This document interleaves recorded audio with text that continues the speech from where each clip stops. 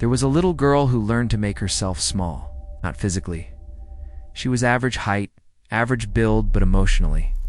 She learned to shrink until she barely left a mark on the world around her. She spoke in whispers, if she spoke at all.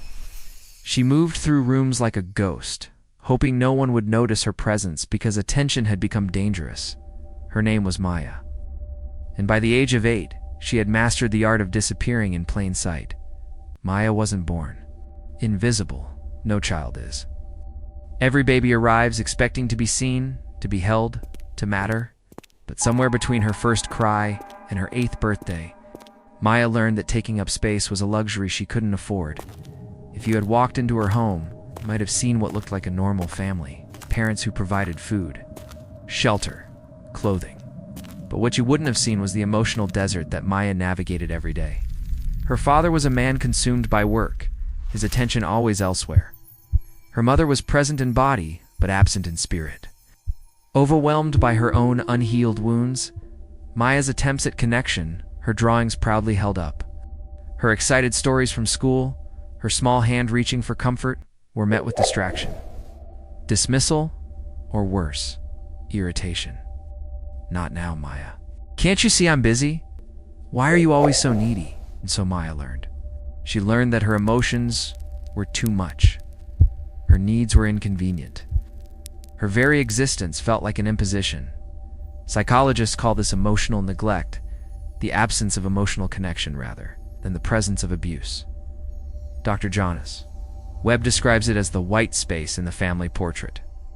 The missing ingredient that no one talks about because it's defined by what isn't there rather than what is. For Maya, this absence created a profound wound, not the kind you can see or bandage, but the kind that shapes how a child sees themselves in the world. When a child's emotional needs are consistently unmet, they don't stop having needs, they learn to hide them.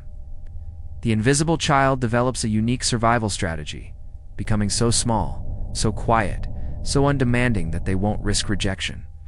Maya mastered this art. She stopped asking for help with homework. She stopped sharing her fears about the kids who teased her at school. She stopped expressing joy when something good happened, because joy required witnesses, and witnesses felt dangerous at school. Teachers often praised Maya for being such a good girl, quiet, compliant, never causing trouble. But what they saw as virtue was actually a trauma response. Maya's stillness wasn't peace. It was paralysis. Her compliance wasn't maturity. It was survival. The neuroscience behind this is profound. When children don't receive consistent emotional attunement from caregivers, their nervous systems adapt by becoming hypervigilant to rejection. The amygdala, the brain's alarm system, becomes overactive. Constantly scanning for signs of abandonment or dismissal, Maya's brain learned that emotional expression equaled danger. So her nervous system developed what researchers call freeze response, a state where the child becomes very still, very small, very quiet, hoping to avoid threat. But the threat Maya was avoiding wasn't physical harm, it was the crushing pain of being unseen by the people who were supposed to love her most. Picture Maya at age 10, sitting at the dinner table while her parents discussed their days. She had won an art contest at school. Her painting of a lonely tree had impressed her teacher. She clutched the certificate in her small hands, waiting for a pause in the conversation, for a moment when she might share her achievement. But the moment never came. The conversation flowed around her like water around a stone. Eventually, she folded the certificate and put it in her backpack, never to be mentioned. That night, lying in bed, Maya made a decision that would shape the next decade of her life. She would stop trying to be seen. The invisible child often becomes the invisible teenager, and eventually the invisible adult. Maya grew up believing that her thoughts weren't worth sharing, her feelings weren't worth expressing, her dreams weren't worth pursuing. She became an expert at reading rooms, at sensing what others needed, at making herself useful in ways that didn't require her to be truly known. In relationships, Maya was the perfect friend, always available, never demanding, completely selfless. But this wasn't generosity, it was desperation. Every act of service was a plea. Please don't leave me. Please let me earn my place in your life. The tragedy of the invisible child is that their very attempts to avoid abandonment often create hate.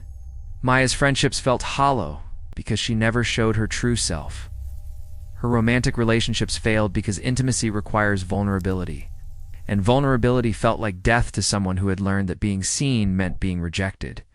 She excelled in school and later in her career, but her achievements felt empty. Success that no one witnesses doesn't heal the wound of invisibility. Maya could climb every mountain, win every award, achieve every goal, but without emotional connection, these victories turned to ash in her mouth. But here's what's remarkable about the human spirit. Even after years of invisibility, the longing to be seen never fully dies. Maya, now in her 30s, began to recognize the pattern.